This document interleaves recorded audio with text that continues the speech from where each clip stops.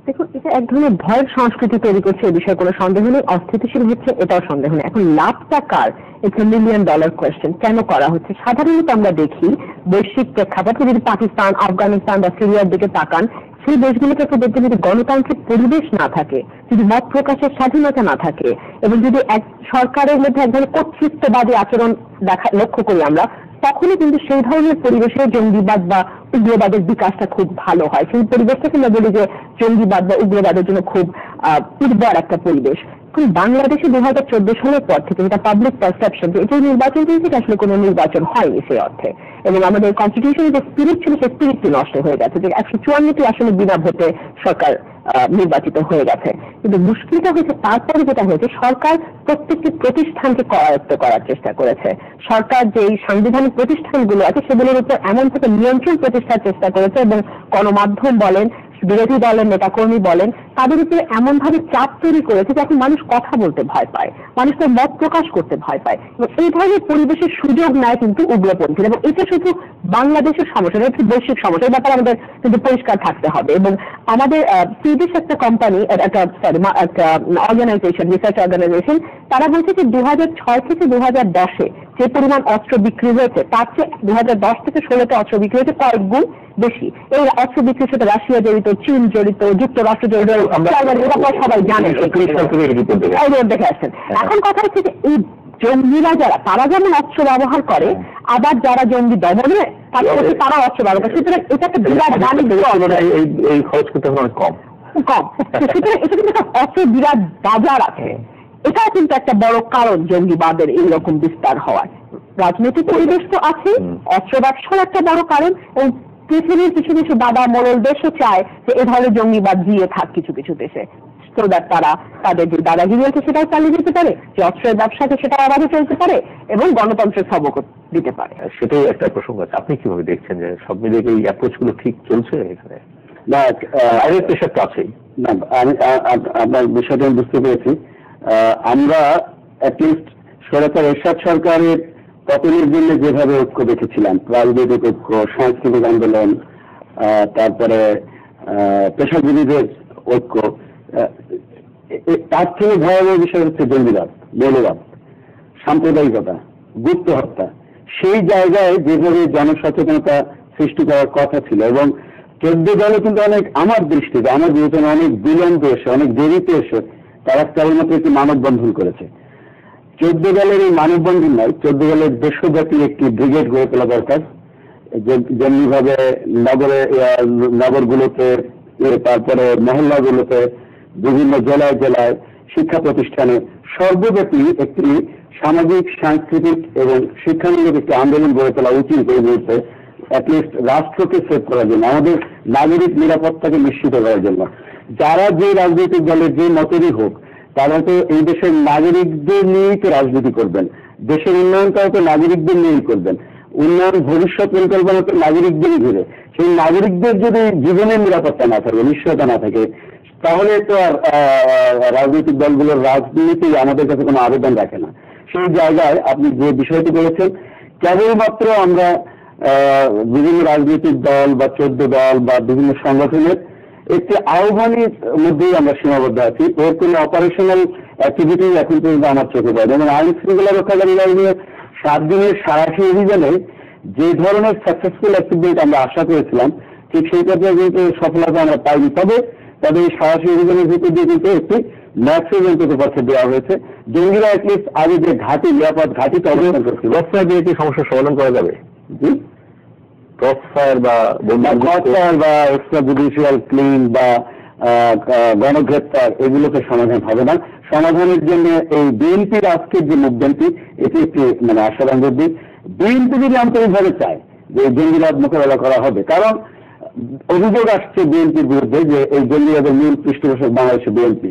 আমার কথা হয়তো ব্যবস্থা ফাইনে আহত হতে পারেন, কিন্তু এই অভিযোগগুলো সকল মহল থেকে আসছে, এবং যেসব জঙ্গিবাদ সন্দেহভাজন জঙ্গিবাদ যা, তাদেরকে তাদের রাজনৈতিক পরিচয় এবং তাদের নেপথ্যে যে আদর্শিক ধারা, সেখানে কিন্তু চলে আসবে। তারা জামাত ইসলাম, ইসলামী ছাত্র শিবির, ছাত্র সংঘ, বিএনপি, সকল সংগঠন কিন্তু জামাত থেকে উৎপত্তি। কাজেই সেই জামাতের এখন মূল পৃষ্ঠপোষক রাজনৈতিকভাবে তাদেরকে আশ্রয় দিয়েছে কিন্তু বিএনপি।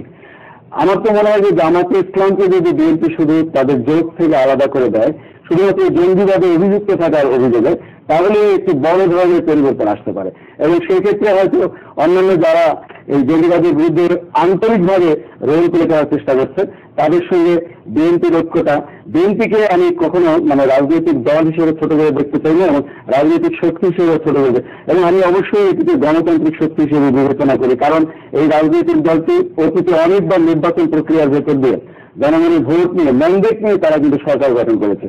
কারণ এরকম একটি গণতান্ত্রিক শক্তি, যে দলটিতে মুক্তিযোদ্ধাদের অসংখ্য নেতা রয়েছেন, অসংখ্য অনুসারী রয়েছেন, এবং যে দলের প্রতিষ্ঠাতাকে বলা হয় যে তিনি মহান মুক্তিযুদ্ধের সংগ্রামী একটি বীরত্তম উপাধি পেয়েছেন, একটি সেক্টরে তিনি নেতৃত্ব দিয়েছেন, সেই দলে কোনোভাবেই এরকম জঙ্গিবাদ, মৌলবাদ, তারপরে সন্ত্রাসবাদ, তাদেরকে রাজনৈতিকভাবে প্রশ্রয় দেওয়ার কোন ধরনের যুক্তি বা কারণ আমরা খুঁজে পাই না।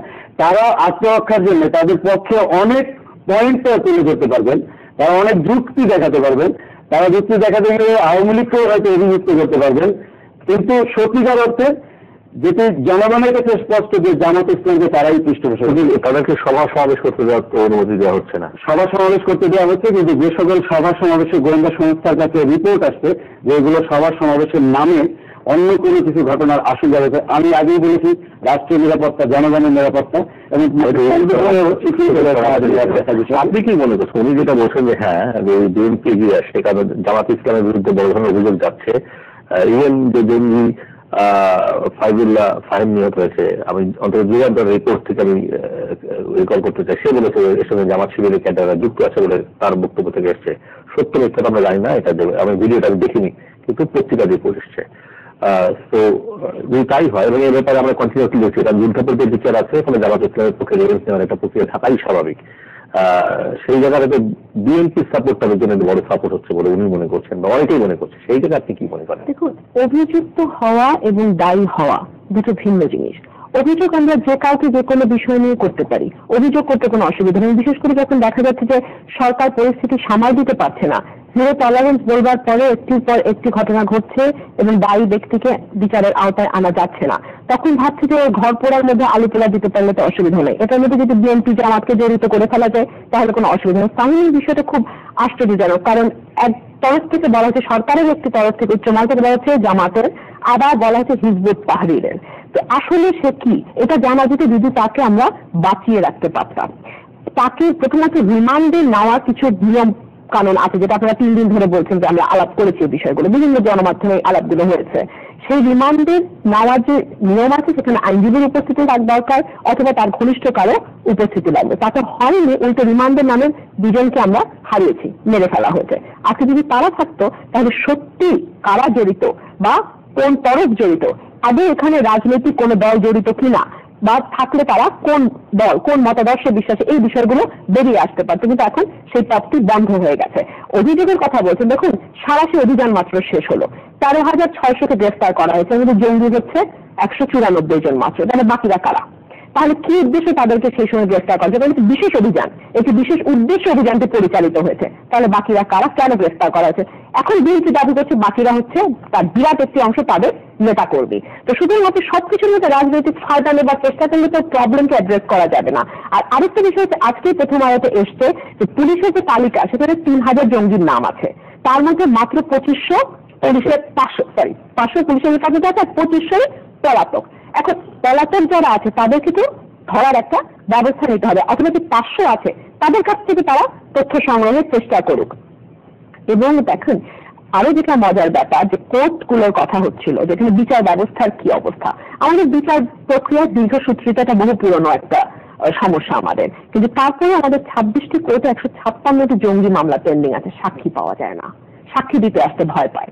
সামান দেওয়া হচ্ছে 333 জন পুলিশ অফিসারকে, তারা সাক্ষী দেবেন। এবং সম্প্রতি যে পুলিশ অফিসারের স্ত্রীকে হত্যা করা হলো, আমি ভয় পাচ্ছি আইনজীবীকে আরো সাক্ষী দিতে আসবে না কেউ। সুতরাং পুরো বিষয়টি কিন্তু থমকে আছে, বা অনেকে জামিনে বের হয়ে গেছে, জামিনে বের হয়ে তারা আবার নতুন নতুন অপরাধ করছে। সুতরাং আমাদের পুরো প্রক্রিয়াটি নিয়েই বোধহয় এখন ভাববার সময়। সেখানে আইন শৃঙ্খলা পরিস্থিতির একটা ব্যাপার আছে, যেটা আমি বলছিলাম, আইন শৃঙ্খলা বাহিনীর একটা স্পেশাল ফোর্সের একটা ব্যাপার আছে, যে যেই পুলিশটি হয়তো চোর ধরছে বা যে পুলিশ হয়তো সাধারণ কোনো মামলা ইনভেস্টিগেট করে অভ্যস্ত, তাকে দিয়ে তো আপনি জঙ্গি মামলা দূর করাতে পারবেন তা নয়। এটা সম্প্রতি স্পেশাল একটা ব্রাঞ্চ আরো আগে হওয়া উচিত ছিল। আমি যে প্রশ্ন করছি সেটা হচ্ছে যে বিএনপি জামাত রিলেশন। আমি সেটা প্রথমে উত্তর দিলাম, অভিযুক্ত আপনি করতেই পারেন, কিন্তু যতক্ষণ পর্যন্ত আপনি সেটা প্রমাণ না করতে পারছেন ততক্ষণ পর্যন্ত তো তার কোনো ফায়দা নেই। আজকে বিএনপি বলবে এটা আওয়ামী লীগ করছে, কেন করছে? ক্ষমতা টিকে থাকার জন্য করছে। কেন করছে? তারা বিশ্বকে দেখাতে চায় যে তারা ক্ষমতায় থাকলে তারাই জিরো টলারেন্স বলছে, তারাই একমাত্র যারা জঙ্গি দমন করতে পারবে। বিএনপি জামাত, যেহেতু জামাত আছে বিএনপি যাবে, সুতরাং তারা ক্ষমতায় আসলে জঙ্গিবাদ আরো বেশি বেড়ে যাবে। এই ফায়দা নেওয়ার জন্য এই ধরনের ঘটনা আওয়ামী লীগ ঘটেছে। এখন পারস্পরিক দোষারোপী সংস্কৃতিতে যদি যান সেটা অনন্তকাল ধরে চলতে পারবে, তাতে সমস্যার কোনো সমাধান হবে না। আমি যদি একটু বলি যে যুদ্ধ অপরাধী এটিও কি অভিযুক্ত না এটি প্রমাণিত? যুদ্ধ অপরাধী সেটা কিন্তু সমর্থক ছিলেন, কারা রাজনৈতিক আশ্রয় দিচ্ছে, এটি তো অভিযোগ না, এটি তো প্রমাণিত। দেখুন, যুদ্ধাপরাধের বিষয়টি কোর্টে অলরেডি সেটেল হয়ে গেছে, কোর্টে সেটেল হয়েছে, তারা বিচারের আওতায় এসছে এবং তাদের অনেকের বিচার প্রক্রিয়া সম্পন্ন হয়ে সেন্টেন্স এক্সিকিউট হয়ে গেছে। সেটা এক জিনিস। জঙ্গিবাদ ভিন্ন জিনিস। এখন জঙ্গিবাদের জন্য যদি একটা পারস্পরিক দোষারোপের সংস্কৃতি চালু রাখতে চান, নিশ্চয়ই চালু রাখতে পারেন। বিএনপি সারা বছর আওয়ামী লীগকে দোষ দেবে, আওয়ামী লীগ সারা বছর বিএনপিকে দোষ দেবে। তাতে যদি জঙ্গিবাদের সমাধান হয় তাহলে তো ভালোই। আপনারা কি তাই মনে করেন সমাধান হবে? কথা হবে না। তুমি যুদ্ধাপরাধের অভিযোগে যারা অভিযুক্ত তাদের সঙ্গে কারণে কি বলে সাথে রাখা উচিত না? যুদ্ধাপরাধের সাথে জামাত জড়িত, এবং জামাত হচ্ছে বিএনপি একটু রাজনৈতিক জোট। এখানে আদর্শিক কোনো বিষয় নেই, একটি রাজনৈতিক জোট, এবং এই জামাতের সাথে অপরাধীর সঙ্গে রাজনৈতিক জোট করা উচিত কিনা? না, আমি তো দলের কথা বলছি।